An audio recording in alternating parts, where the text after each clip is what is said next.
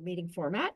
For work sessions like this one, where there is no opportunity for public comment, those wishing to access the meeting can do so by watching the live stream available on our website, the broadcast on Comcast Channel 22, or by calling into one of the phone numbers listed for this meeting on the public webcast and meeting materials web page. And with that, I thank you all for joining us, and I call this October 23rd, 2024 City Council work session to order. And I'm going to turn it directly over to the city manager for this first item.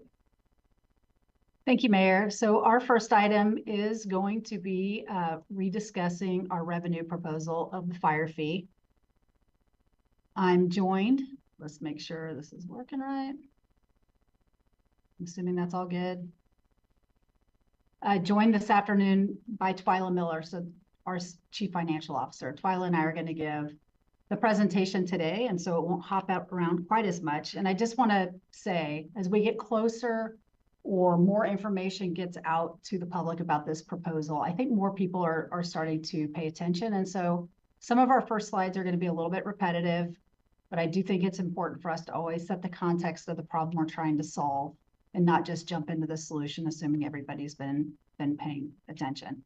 So today we really will just do a recap of the problem. We're going to walk through just the elements that are in the ordinance that were attached to your agenda item that would implement the fee for fire services. And then I will finish up by talking a little bit about what we're hearing as we've been out in the community. So we've seen this a lot, but really when we met with the revenue advisors and when we were talking to you, we have a number of challenges we're trying to solve.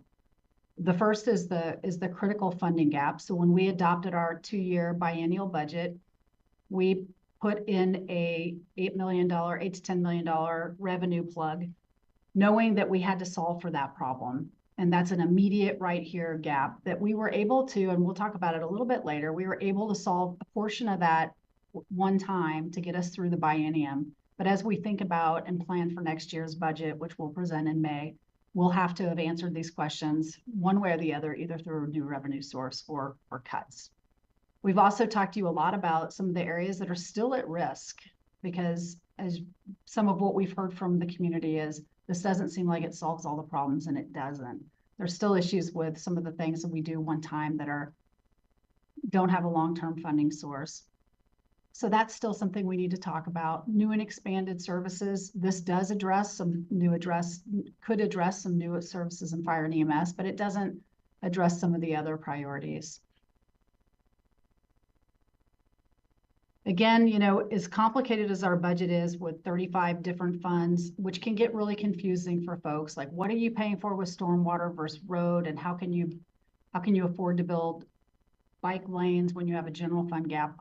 We're really talking about the general fund, which is not, you know, those other funds can't pay for, which is some of our basic essential services around fire and police, library and recreation, some of our central business functions, our municipal court. We're really just talking about that, the general fund. And when you look at the equation we're trying to solve each and every year, which is, you know, all of our, you know, most of our expenses are employees and materials that we actually need to do the job, plus any increases to any of our contracts, any of our labor contracts, any of that has to equal what our revenues are. And in the general fund, the bulk of our revenues are property taxes that, as we all know, are set at have a cap at about 3%. And the contribution in lieu of taxes from EWEB, and then the fees for service. So when we're looking at that, you know, the SILT from EWEB, we don't set that rate. The property taxes, we can't set that rate. We do have the ability to change fees and fines, and you've done a lot of that. We've implemented a lot of that in the budget, but that you can't set land use fees at a level to cover this kind of a gap.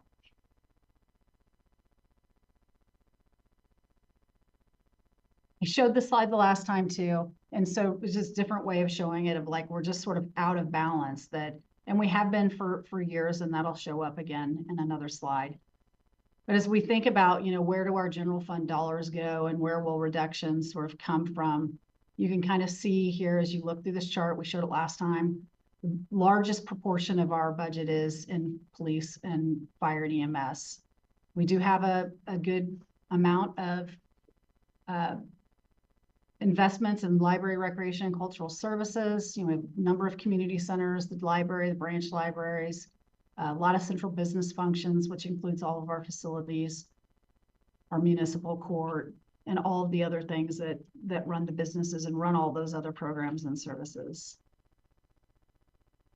And that I think and I know I've said this many times, but has to equal every year. We're not allowed to run in a deficit like the federal government. So sometimes people don't understand. We have to solve for this every year. We just don't have an option to, which is why we always like to have a little bit of reserves, because if something comes up and we need to dip into it to solve that year, we can.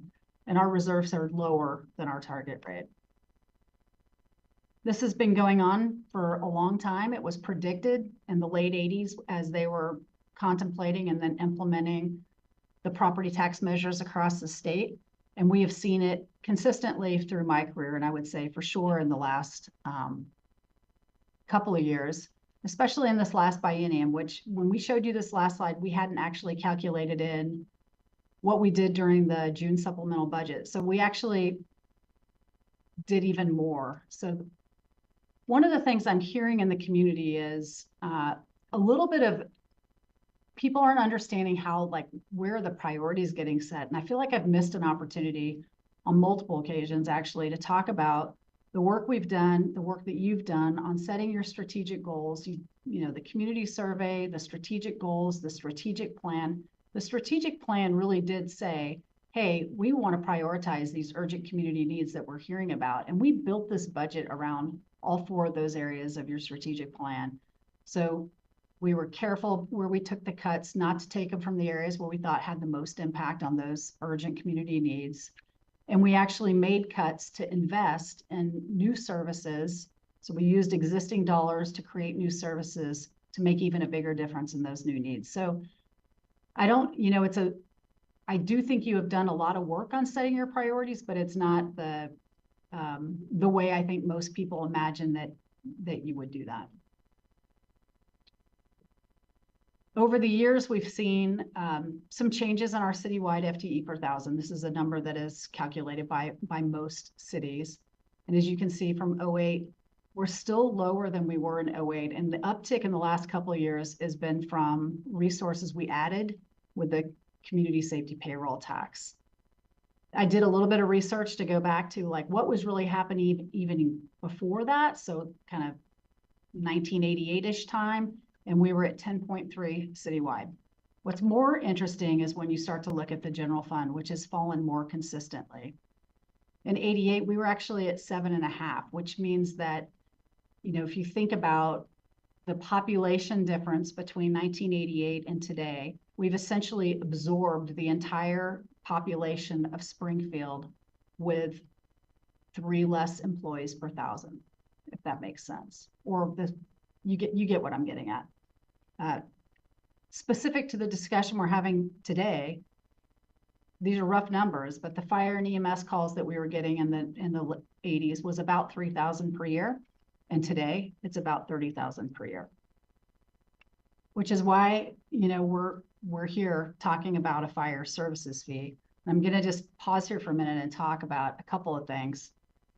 As you know from that first slide, we're trying to solve a couple of problems. We're trying to stabilize the general fund, and I'm trying to figure out a way to help us grow our fire and EMS department and services.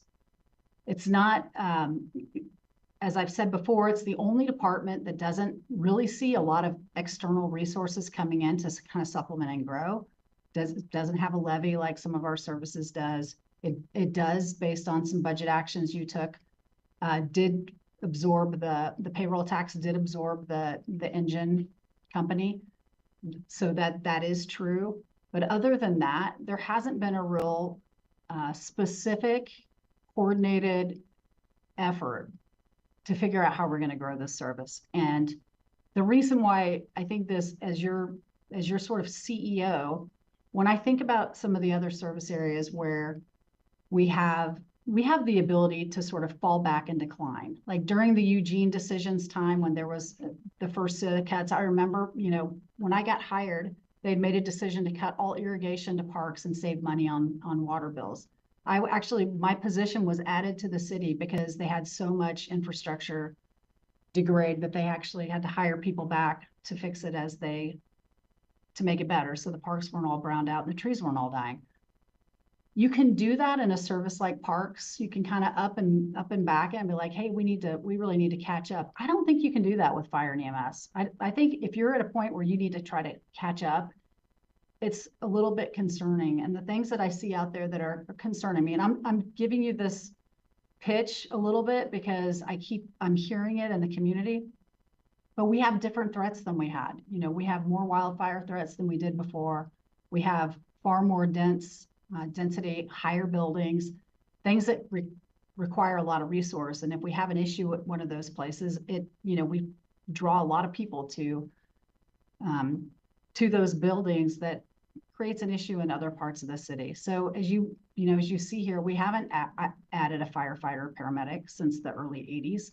We've been able, I think, to continue to innovate. Like, we've been able to do this for this many years because of things like 3rd Battalion, the fire merger, I think, understanding that the calls for service were changing and some of the strategic efforts to ramp up some of those medical calls. So there's been a lot of work, but I feel like, what we're doing with this fee and the reason why I think it's important is we're setting ourselves up to be able to not fall behind as we go forward.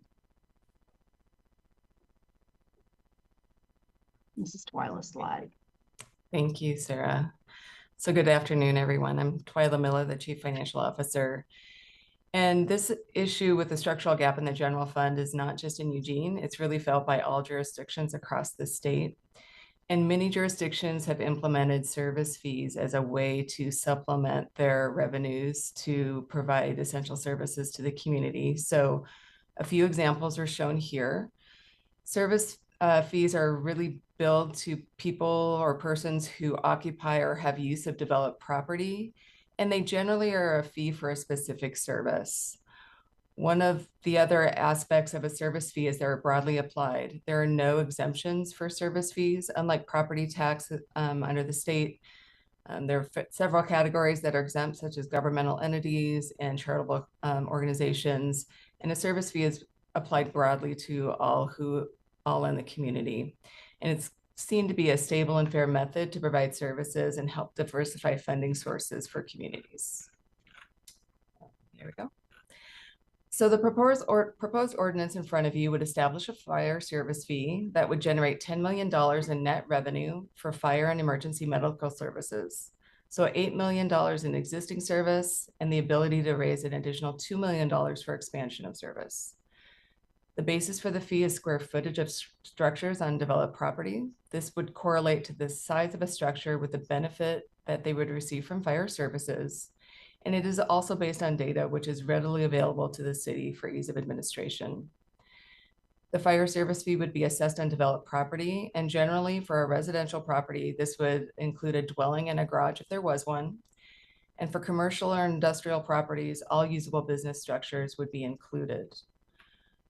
We would use the square footage data from our ARLID, and through using that information, we're able to tie square footage back to the eWeb account structure, similar to the process we use for existing stormwater fee billing. So bills would be sent to the current eWeb customers based on their account setup. Also included, 3% of gross revenues, or about $350,000 per year, would be available to help those in our community that need assistance in paying the fee. We envision this being similar to the existing customer care model currently in place at eWeb, and we're having conversations with staff there about how that would be enacted. And we are also keeping this simple. One rate. This makes it very easy to understand and administer, and it helps keeps our costs down. This provides maximum funding for the services needed. And we do believe it would be most effective to have eWeb provide billing and collection for us. And we're continuing to explore this possibility with eWeb staff as we look to the future. And then you may remember this from our last work session on this topic. We have not made changes to the revised structure we brought to you last month. This included additional rate categories, including more gradation at the lower square footage levels, And there are also not separate categories for residential versus commercial. Regardless of the building type, we would use Arla data to determine the number of square feet associated with each account and then bill accordingly. This structure would generate, again, the $10 million in net revenue annually. So between 750 and 3,500 square feet is where we see the majority of residential accounts. These three categories account for 90% of total residential accounts. On the commercial side, 65% of commercial accounts would fall into the rate categories between 50 and 10,000 square feet and would pay $38 a month or less, while 87% of commercial accounts would be between 50 and 30,000 square feet and would pay $113 or less. When you get past 30,000 square feet, as you can see in the far right-hand column, the number of accounts impacted goes down significantly. And again, the monthly cost of the median single-family home is estimated at $10 per month, and the monthly cost to the median commercial customer would be $38 per month. And with that, I'll hand things back to Sarah. Thanks. So just a little bit on what we're hearing. And again, you know, I've talked to some individuals. We went to the Chamber of Commerce LGAC, and I met with a group of business people this morning as well. And I'm going to try to just sort of give some general things we've heard. And then if you choose to send this to a public hearing, I think you'll hear a lot of this again. A definite, like, I will just say, love for fire and EMS, definitely a service that people care deeply about. A lot of questions about that. So some of what I said to you today about how we've been able to kind of navigate that lack of growth with firefighters. So there was a lot of questions about that, how we've navigated that.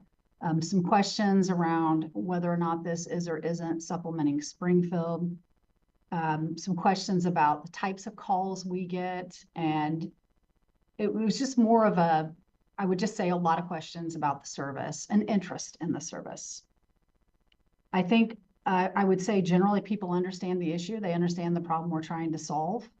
And, you know, I would say some feel the approach is pretty reasoned. They support it, support the amounts, and some have different solutions. So that kind of got more to, we understand the problem, we understand the need, and I would probably solve it this way. And that, you know, usually came around to setting priorities and cutting, you know, we're cutting other services at the city in order to always make sure that this service was protected. Some concerns that this doesn't stabilize us for the long term, that, you know, that this won't grow fast enough and the issues that we face are big enough that we'll be back doing this again. People really appreciated the simplicity of it. So far, of the people I've talked to, they like that it's simple and that it's not, you know, that it's a fee and easy to understand and apply. There's been a number of questions, mechanical questions about more administrative. So I would say mechanics and administration. How are we applying it? How does it apply across multi-tenant situations, especially if there's different meters or different bills? Just overall how it's administered, questions about eWeb or the city. So just questions about that. And we had some people bring up why we aren't considering vacant land, why we're only doing structures. We've answered all these questions. I told you I'd let you know what people are talking about. Some issues that came up today, that it was a new one, issues raised about people that actually live inside the Eugene city limits but aren't eWeb customers, and how do we account for that and how do we bill for that? A lot of questions about the payroll tax and what affires in that and what's not in that. And I would just say generally, the overlapping of things was a point of discussion. It wasn't like questions, but I think especially if you're a downtown business, you have a number of overlapping things between the downtown district DEI fees that you pay, payroll tax, and this. And so it wasn't just, there's just some discussion about that. I think you would hear about that at the forum. That's kind of, there may have been other things that I'm missing right at the moment. Those were sort of the basis of the themes. So I'll just remind you again, kind of where we are today, that your next work session is right now. If you choose today, you have the ability to move this to a public hearing and hear what folks think or not. If you do that, you remember we set you up on a timeline that this could be administered by July and built into the next biennial budget. So that's really what this top line shows, your ability to do that. The bottom line is just reminding everybody, we're getting new forecast information. We're putting the materials together to build the budget. And we'll be working on scenarios that are with fee, without fee. If you choose not to move forward today or at any point along this process, the work that we're doing right now, we will want to work with you on earlier than we typically do. So we would be bringing you back together in January to talk about where those priorities really lie in order to be able to kind of finish that budget up and have it ready in order to present it to you in May. And I think with that, I'll stop sharing and turn it back to the mayor. Thank you so much. I see Randy already in the queue, but I just want to say, and Lindsay, I just want to say two things, which is I very much appreciate your sort of going back to the beginning and recognizing that people are now just tuning in. And that was a kind of a very helpful and clear discussion. And I also just want to mention that Randy and I were talking about the outreach and looked at the website, and that there's a really good FAQ on the city's website that answers a lot of questions. So if counselors haven't looked at it, it's really very, very helpful. So with that, I'll turn it over to Randy and then Lindsay. Thank you, Mayor, and thank you, Sarah and Twyla, for the presentation.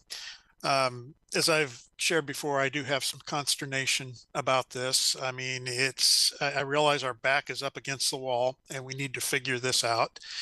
I want to make it very clear to the public, this is not a fire department problem. It is a citywide department problem. And you could pick any department and put this fee on it, and it wouldn't be their problem either. I know that we have not grown, and, you know, watching this for over 44 years now, from a fire perspective, it's not that we haven't made the case in the past for the flat staffing levels that we've had with increasing calls and complexity. But it's just, you know, I constantly heard when I was at the exec table about, well, the survey comes back and nobody says anything about fire. Well, nobody's going to say anything about fire when there's not even a question about fire on the survey. And so to me, that's a really important point. Where I get a little frustrated on this is, as I've said before, fire is a foundational service. And it's something that most people feel that that's, you know, some of their first dollars in their tax fees going to support the foundational services, the things we need to be safe and function as a city. So I want to make that point. And again, you know, this is not a fire department specific problem. It's nothing the firefighters have done. In fact, to the contrary, our fire department and our firefighters have worked hard on this. They've been innovative. They've made personal sacrifices to try and keep things going, and they truly care about the public they serve. So I want to make sure that that's clear from my perspective. With that said, and the fact that we do have our back against the wall, I am ready to vote yes on this, to move it to this next level, and to you know, hear from our public what they think about it. And I think that is an important step. You know, community input, when it's going to, you know, attack their wallet, need to have say in this. I also appreciate what the mayor said about the information, the frequently asked questions and the information on the city's website. I think we all should be turning our constituents towards that site, because it does have a lot of good information and it's succinctly put. It's not page upon page after page. It's just a really concise, well-defined way that we're approaching this. And I really appreciate Finance's work on this. I think you've taken a situation that has some concerns, and you've done an absolutely great job of packaging it. And with that, I'm out of time. I'll wait and see if I need a second round. Thank you, Mayor. Okay, thank you. Lindsay and then Mike. Thank you, Mayor, and thank you, City Manager Twyla and our whole finance team for the thoughtfulness and considerations made throughout this process. I was able to attend the League of Oregon Cities conference last week, and it was a really great experience for me to see how other cities are really handling a lot of the same challenges that we're facing here in Eugene. I was able to attend a session about property taxes here in Oregon and ways that cities are funding essential services like their fire departments. The conclusion of that session was really just that we cannot wait for a potential reform of our tax system, even though it's broken and doesn't make a lot of sense in a lot of ways. And the recommendation was that cities implement utility fees like this. And like we saw in Twyla's presentation, all across Oregon, cities large and small are already utilizing these fees to ensure that they can adequately respond to and protect the safety and the well-being of their population. So it doesn't feel good to charge additional fees to anyone, but I do feel strongly that we need to invest in our fire department. They're such a critical element to our system and mitigating house fires, protecting our forests against wildfires, and to our communities, of course, mental and physical health, like we've discussed. And they've been so innovative in how they've been able to adapt and be more efficient, like dealing with the closure of the University District emergency room and just so many other pressures, but there's only so much more that they can do to keep at the same level or increased level of services without additional investment. And secondly, the way that this has been structured really works to protect those that are lower income, ensuring that if they qualify for assistance with utilities, they will be able to have the fee waived. So it won't impact those who would be overly burdened. I mean, I'm sure there's gaps in that. I know that people who might struggle the most are actually those that barely don't meet the income eligibility for a variety of benefits, but I think we can continue to look at ways to address that. And we've heard a lot of anguish from our community about the potential for cutting budget for things like our library or animal services, as we've gone through so many budget cuts over the last many years. And there's only so many more cuts that can be made before a community really deeply feels the lack of services that they've come not just to enjoy, but to expect that we provide. So I'm ready to vote in favor of taking this to public hearing and listen to what our community has to say. So thank you again. Thank you, Mike, and then Jennifer. Thank you, Mayor, and thank you very much, everyone, for the presentation. I join my friend Randy, I suppose, in using the word consternation. That's a good word for how I'm feeling about this. There are two issues for me that are most present. Number one relates to what you were talking about. Well, let's start with number one. For me, the long-term solution, and this is a long-term problem, it's not a short-term problem. In the out years, it gets worse. The long-term solution is to grow our tax base rather than add additional fees. That's my very basic response to the issue. And by doing that, I mean, we need more housing and we need to see business development in our community and manufacturing in our community expand for a number of reasons, but not the least of which is our tax base locally in Eugene compared to other cities hasn't grown at the same rate. And we need it to in order to afford this stuff. The second issue for me, and I'm going to risk asking unpopular questions, I suppose. Sarah, you mentioned in 1988 was the last time we added positions for fire. Since then, we haven't added any new positions for fire and EMS. Did I hear that correctly? Actually, I don't know when the last time is we added positions for fire. 1988 is just the year I was Right. using to call volume. Get that. Could you try Sorry, my phone jumped in here. Here's my question. Have we added personnel and positions to library, recreation, and cultural services since 1988? Yeah. So I'll say this. We've added positions. We can go through and show you what those ads are from a certain date. Some of the archives are hard to get to. We have added positions in fire. They just haven't been firefighters. So that's a small nuance. But yes, we've added through mostly levies and other things that have been voted on over time to grow services. Yes. For me, there's a little bit of mission creep in some areas, and I'm not saying it's library, recreation, and cultural services, but I do have an issue with what you showed about general fund percentages, where fire and EMS, a mandatory, in my opinion, service of the community, compared with the library, recreation, and cultural services, which is nice to have and an important part of quality of life, but it's not emergency services. And I think, as you referenced earlier, most people in the community see those priority differences. And the difference of spending 22% of general fund versus 16% of general fund, I think is a mismatch or a misalignment, in my opinion. One of the problems we have is structural in nature, in that one of those other percentages of general fund was 3% for public works. If we compared raw dollars, we'd know that you spend quite a lot more money in public works than most any other, but those are not local dollars. They're not general fund dollars. They're pass-through money from the state and from feds.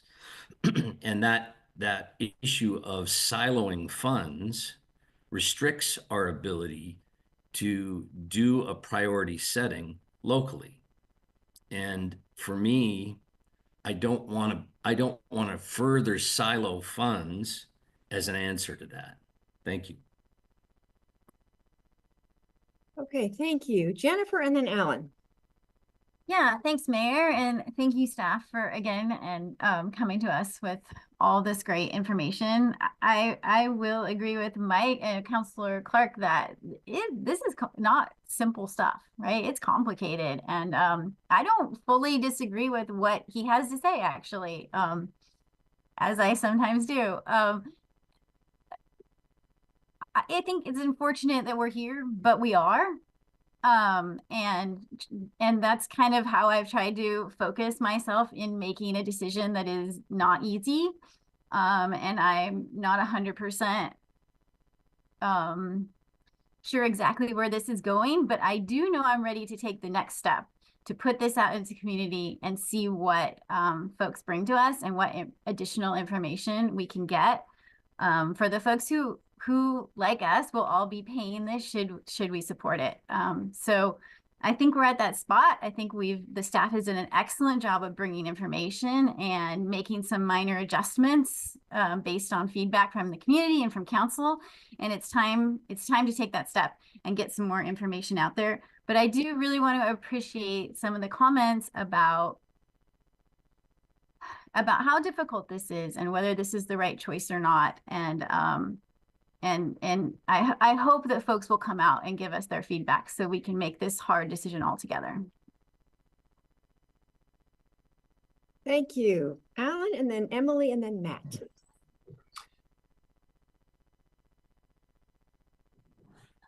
Yeah, I get where people are coming from when they say, look, I don't get to just raise my fees. Make cuts and adjust your budget. I totally get that. I've worked in businesses and utilities where that's been the case. But I think context and history is important in this case. That's why I asked for those 3 slides, 6, 7, and 8, to show that is exactly what we've been doing for a very long time. We don't tell our story very well, but 13 of the 16 last budgets have been all cut budgets, over $60 million in cuts to the city services.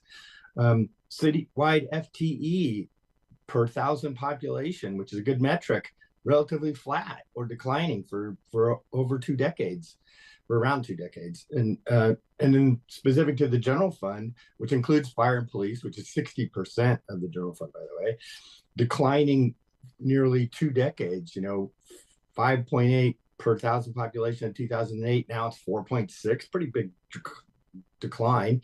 I really took to heart what Sarah said, that we basically added the city of Springfield in population with less staff to do the same services. And we really haven't hired new fire and EMS in a very long time. What I think all of that shows is that we actually have been responsive to that criticism or that comment, and that we have done a really good job of controlling costs. And but one of the things you also have to look at is what do we get for all of that? And one of the things, we get fire services and we get enhanced fire services, which is important to me. And this mechanism seems to be transparent, it's clear, it's simple, it's understandable, and it has provisions to protect low-income people. Then again, you have to look at, what are the other options that we've been looking at? Selling land came up, Sarah, but that's a one-time, we don't have a lot of land to sell for one, and that's a one-time fix for an ongoing long-term problem, and that math doesn't work. And after all the cuts over all the years, we're, $60 million plus. We've done lots and lots of that. There's not a lot left. And we've tried to do that by not impacting services to public, but that option's almost gone, if not gone completely. And really, it doesn't really exist anymore. And that means reductions to services. So again, 60% of the general fund is fire and police. So that's unavoidable if we go down that route. And I, for one, don't really want to live in a city that's just ignores quality of life and just has utilities and fire and police. So I'm supportive of moving this on to the next step of hearing what people think about this. Thank you. Emily and then Matt. Thank you. Thank you for the presentation and all this work, and thank you to the Revenue Committee.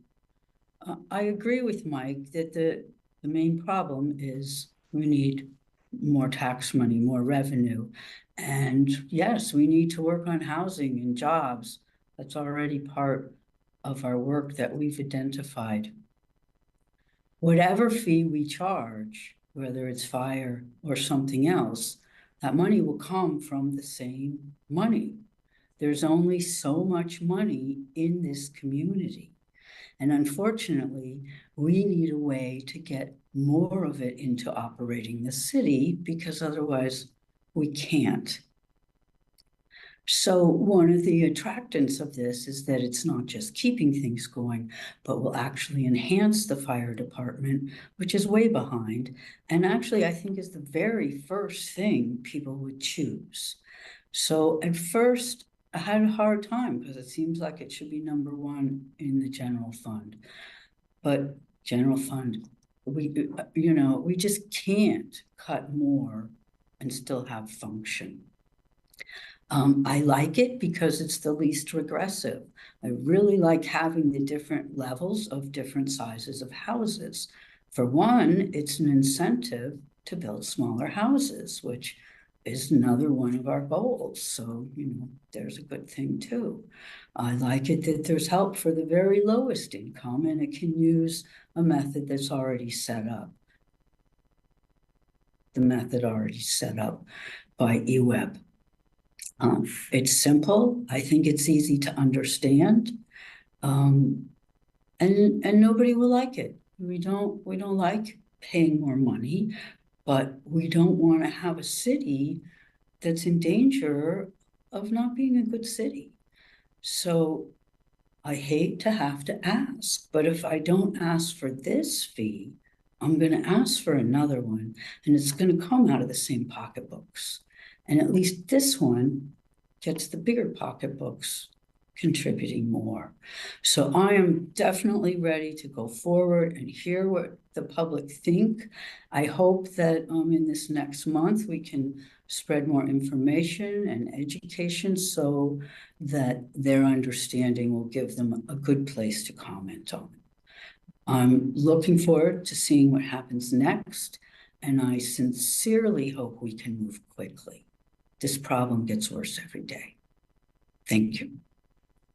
Thank you so much. Matt. Thank you, Mayor. Thank you, colleagues. Thank you, Manager Maderi and Chief Financial Officer Twyla Jacobson for the, excuse me, not Twyla Jacobson. I'm sorry, Twyla Miller. Sorry, Twyla. Thank you for the presentation. And thank you for comments shared by colleagues. In particular, Councillor Gross, Councillor Ye, and Councillor Clark's comments really struck a chord with me. I'm all for increasing revenue in ways that incent behavioral changes for the better, such as I've expressed publicly and privately, I'm all in for a soda tax or a soda fee, a DMV fee, perhaps one even that has a fee structure for gas powered vehicles when folks register their vehicles, or establishing a smog check program similar to what's realized in Portland and Medford respectively. If services, let me phrase it this way. This afternoon we heard fire services described as a benefit, and I would respectfully push back on that. That they're life-saving services. They're not a benefit. They're critical services that, as Councilor Gross called them, foundational services. So while I will vote yes today to advance this conversation to the next level, to hear from the widest array of community members possible, I'm not necessarily sold on this particular funding scheme that amounts to expanding emergency services to the tune of 1 squad or 2 new EMS firefighters. So I recognize the pain points, but I am uncomfortable disproportionately loading the burden on middle income families. And at a time in history when we're encouraging folks to scale down, and our more affluent community members are scaling down to smaller homes, what signal are we sending when we balance the budget essentially on the backs of the middle class or middle income families in our community? I will be a yes today, but I'm not necessarily sold on this particular concept. Thanks, Mayor. Okay, thank you.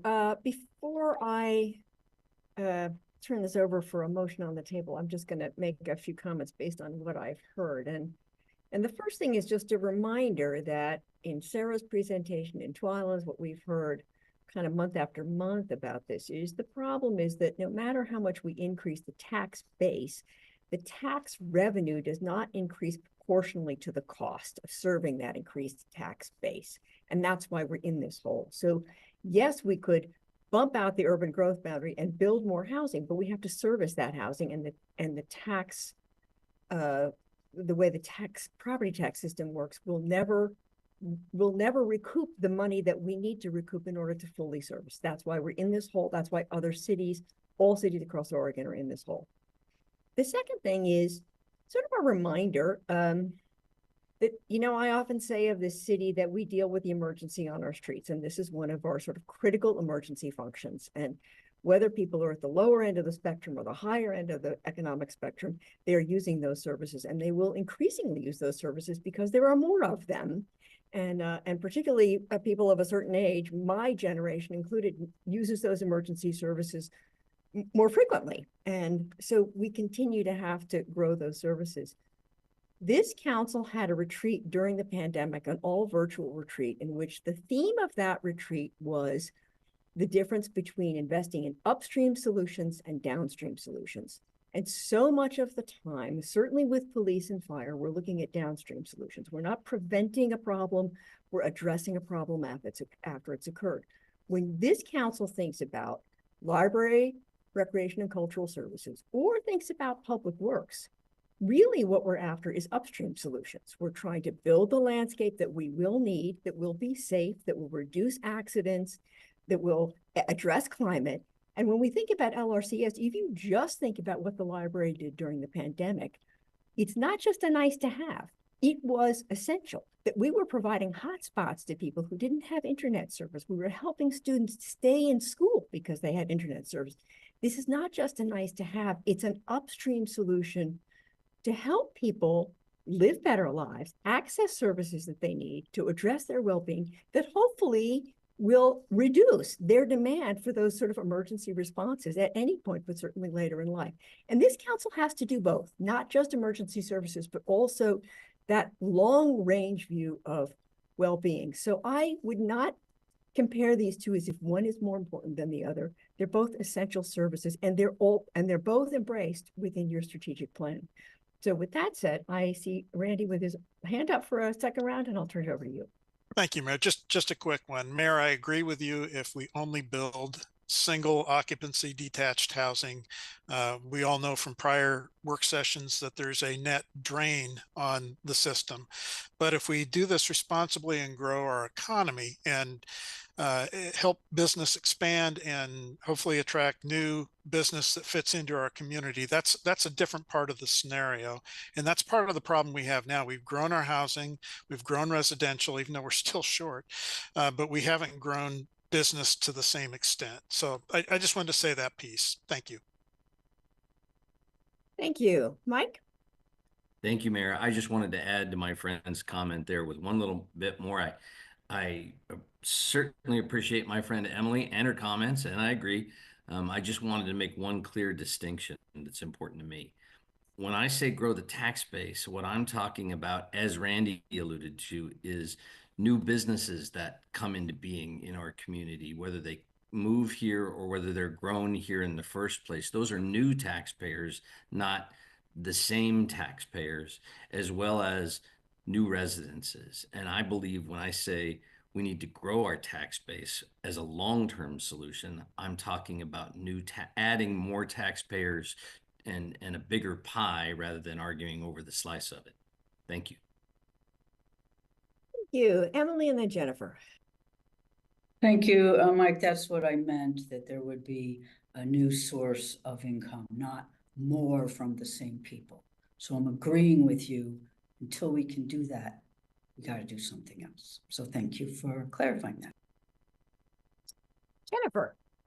Yeah, I just also wanted to appreciate something that Emily said that it really resonated with us, but just talking about how if we choose not to do this, if we choose to go the cut route, how it will cripple our city and how we're able to provide many services that people rely on, including those businesses that need us. They need the city services in order to operate as well. It's not just our residents, but our businesses rely on us as well. And if we're cutting 10 million from our budget, businesses will also be affected. And so, you know, like I said, it's complicated, but I think we need to always keep in mind that it's not like doing nothing will have no effect. And I just wanted to appreciate how Emily kind of highlighted that.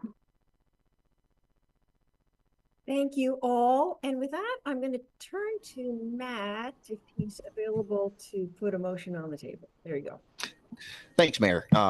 Thank you, Councilor Ye. It's a nice segue into this motion. Move to direct the city manager to schedule a public hearing on the ordinance establishing a fire service fee as set forth in attachment A to this AIS. Second. Okay. Councilor Evans, want to speak to that? Or are you raising your hand to say yes? I was raising my hand to vote, Mayor. Okay. My technology's not working right. Okay. It looks like Mike has something he wants to say before we vote. Go ahead, Mike. I just want to make my vote abundantly clear. I'm going to vote in favor of the public hearing, but I'm not yet in favor of the fee. And I didn't want that confused by anyone. I want to hear from the community, but I still have very strong concerns about moving forward with this idea. Okay, thank you all. So with that, there's a motion on the table. It's been seconded. All in favor, please raise your hands. Virtual or one.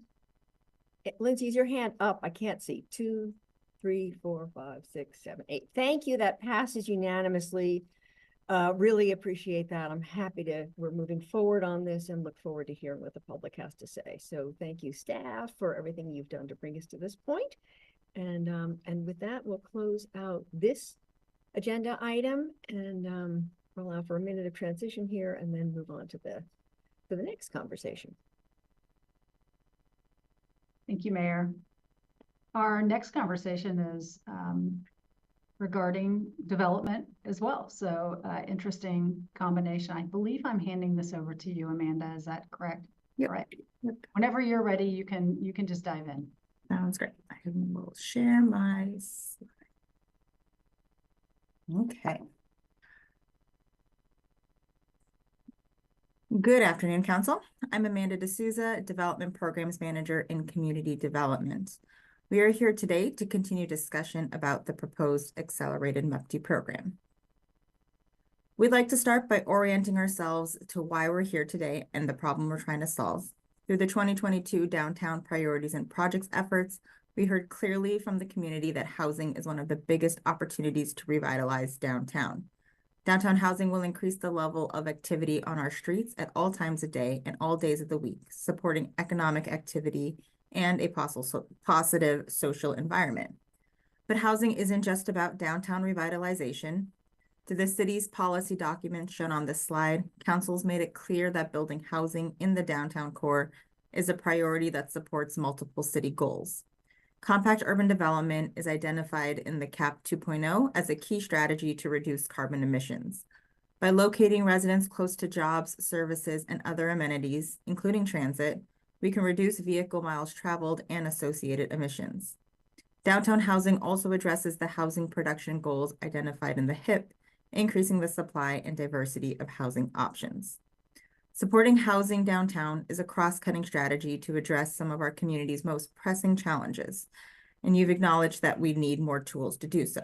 You've begun to take the steps to implement what we are calling the Downtown Core Housing Initiative.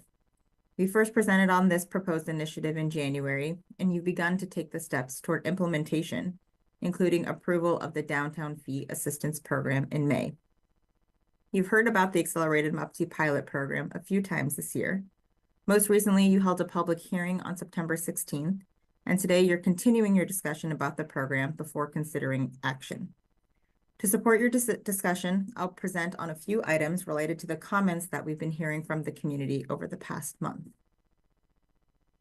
We've walked you through the proposed program a couple of times, so I'll just do a quick highlight of the basics here. We're happy to dive into any details if councilors have specific questions, and Attachment B provides additional information on the proposed program. The basic idea is that an accelerated MEPT could offer a streamlined process to qualify for a 10-year property tax exemption on new residential units. It would exist as a separate incentive than the existing MEPT. As it's currently proposed, the accelerated MEPT would have a faster application process, shortening the 6-month timeline to about 2 months. This would allow projects to move forward more quickly and add certainty to the application process. The accelerated MEPT would expand eligibility for smaller projects. The standard program requires a minimum of 5 units, and the proposed accelerated MEPT would include a minimum of 4 units if new construction and 2 units if conversion. As proposed, the accelerated MEPT program boundary is focused on the downtown core, and the program would be a 5-year pilot program with staff providing metrics within 2 years. This would allow us to see whether providing a faster path to the 10-year exemption is helping to move the needle on housing in the core. And finally, projects still need to meet all of the following public benefit criteria from the standard MEPT program: historic sensitivity, project design and compatibility, green building, local economic impact, moderate income housing, and project need. Since you last discussed the proposed program, you've heard and received testimony from a variety of community members, some advocating for increasing program requirements and others for decreasing the requirements. Much of the testimony has pertained to 3 specific elements: local economic impact, green building, and the proposed program boundary. So I'll walk through those pieces in a bit more detail. The local economic impact criterion includes 3 key requirements, which would all be carried over into the accelerated MEPT program. First, as part of their application, developers must provide a plan showing how they aim to ensure 50% of the project spending will go to Lane County businesses. Once a MEPT is approved, and while they're preparing for construction, developers must ensure minority and women business enterprises have equitable opportunity to compete for contracts. And finally, during construction, developers and general contractors must ensure all contractors follow wage, tax, and licensing laws. Attachment D summarizes the safeguards that are built into the standard MUPTI program, and that would also apply to the proposed accelerated MUPTI program. In addition to these, projects must provide the names of all contractors that work on the project and the zip code or home city of all labor workers. This information is collected during and after construction and is included in the MUPTI compliance reports provided to council and is publicly available online. Lack of compliance with any of these requirements would put their tax exemption at risk. At the September public hearing, several counselors requested more specific information about this criteria. Attachment D includes a high-level background of the policy choices underlying these requirements, including how discussions with local stakeholders from the construction and development industries influence these requirements. The next criteria is green building features. Like local economic impact, the accelerated MUPTI as proposed does carry over the requirements from the standard MUPTI program. The current green building requirement is that projects must perform at least 10% more efficiently than current building energy code. Projects choose one of 3 pathways to achieve this, shown here. The current draft ordinance also includes a handful of efficiency opportunities related to green building that would apply to both the accelerated and standard MUPTI, and these proposed changes are described in attachment B. The final topic that's been brought up by community members is the proposed accelerated MUPTI boundary. I'll briefly touch on some considerations. First is the smaller boundary option, which is what's currently included in the proposed ordinance. As we've mentioned, the proposed accelerated MUPTI program emerged as a component of the Downtown Core Housing Initiative. The first piece of the initiative to move forward was downtown fee assistance, which the Urban Renewal Agency Board established earlier this year. Because of its funding source, the fee assistance boundary is constrained by the geography of the urban renewal districts and is focused on the high-need, underdeveloped downtown core area. To continue that focus on the downtown core, the boundary from the fee assistance program was carried over to the accelerated MUPTI, although the accelerated MUPTI boundary does not need to be constrained by the urban renewal boundaries. Moving forward with the smaller boundary would prioritize the incentivizing of housing in the area with the greatest need and would allow the pilot program to test the new program process on a smaller geographic area. Another option that's been suggested was applying the proposed accelerated MUPTI program to the standard MUPTI program boundary during the pilot period. This approach recognizes there's a need for a streamlined MUPTI process in order for housing in the greater downtown area to move forward. Finally, council could identify another boundary configuration that they'd like to move forward with. I'll add that the MUPTI review panel met 2 weeks ago to conduct their annual review of the MUPTI program, and the majority recommended that the accelerated MUPTI boundary be focused on the downtown core. If council wants to move forward with an adjustment to the boundary, staff will need to update the proposed ordinance and bring it back for council action at a later date. Before I wrap up, I wanted to briefly touch base on these bar charts that were circulated to you recently and were included in your September 11th work session packet. A couple of counselors indicated they'd like to learn some information about them. These came from an analysis of redevelopment potential produced by a consultant as part of the city's urban growth strategies work and has been used to inform the selection of the climate-friendly areas. The analysis looked at the redevelopment potential in several areas across the city where mixed-use and high-density housing redevelopment aligns with city policy goals, including the downtown core, taking into consideration existing zoning and existing or possible financial incentives. The analysis considered prototypical project costs, expected market rents, and most importantly, land values in the study area. This chart shows the baseline for redevelopment in the downtown core, in which the only existing MUPTI program is available. This is slightly different from the charts that were sent to you recently. For ease of understanding and to focus discussion on today's agenda item, this version only shows that the types of development that would be eligible for a MUPTI, standard or accelerated. The height of the bars corresponds to the likelihood of redevelopment, where a higher bar indicates a stronger development potential. You'll see that without additional incentives, all types of development are extremely unlikely to pencil. This next bar chart shows that with the addition of downtown fee assistance, these types of projects come closer to being financially feasible, but even MUPD and downtown fee assistance still might not be enough for them to pencil in the downtown core. This redevelopment analysis aligns with the downtown core housing initiative approach. We hope we're creating a toolbox comprised of several different incentive and assistance programs that will be enough to move the needle on feasibility of housing construction downtown. And we've built in metrics collection so we can come back to you in 2 years to see how effective they've been. I'll end with a brief overview of your options today. If council is comfortable with the accelerated MUPTI program as it's currently proposed, you could adopt the proposed ordinance in attachment A. If you'd like to make changes to the proposed program, you could direct the city manager to modify the ordinance and schedule a future action, or you could choose to not move forward at this time. With that, we'll turn it over back to you for discussion. Thank you.